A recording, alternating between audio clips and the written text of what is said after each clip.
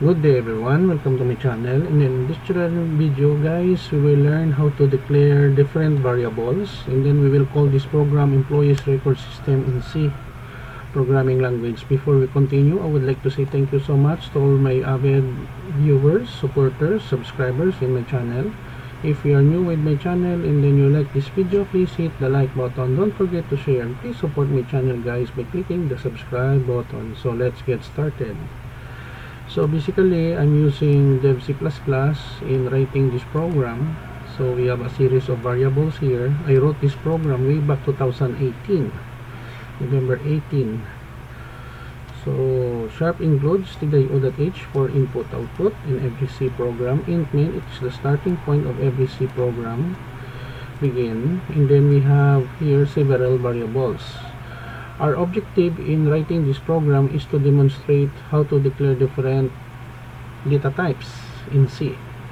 So we have here car full underscore name, we have 100, the size, car position, 200 rather, position we have the same 200, int age for the employee, float wage, double yearly salary, car for gender in CH. So we have the title, Employees Record System in C.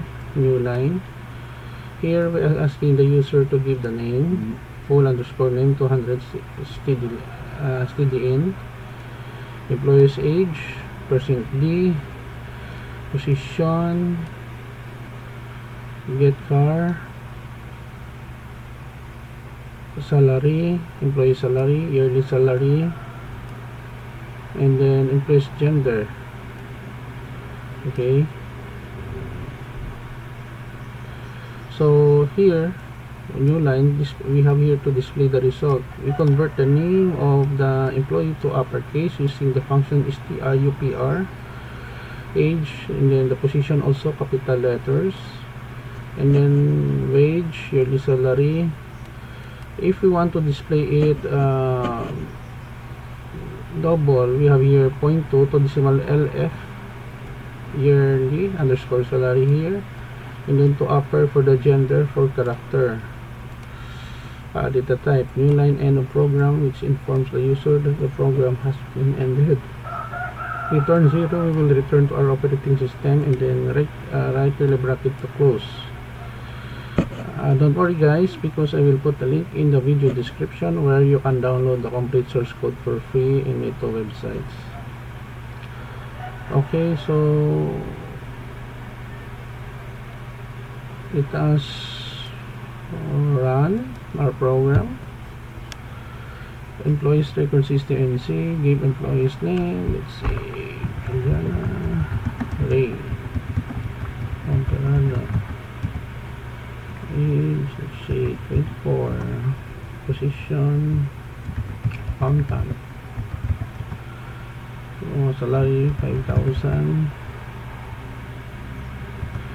yearly salary 50,000 with bonuses, gender female. Okay, so we have here the result. Employee's name Juliana Ray Pomperada, age 24, position accountant, wage salary 5,000, yearly salary 50,000, employee's gender F for female, and a program. Okay guys, so I think this is the end of our tutorial video on employees record system in C programming language.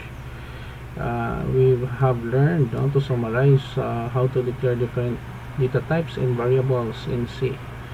Thank you so much guys for watching. If you like this video, please hit the like button. Don't forget to share, and please support my channel guys by clicking the subscribe button. See you in the next video tutorial guys. This is your friend Jake saying bye bye for now.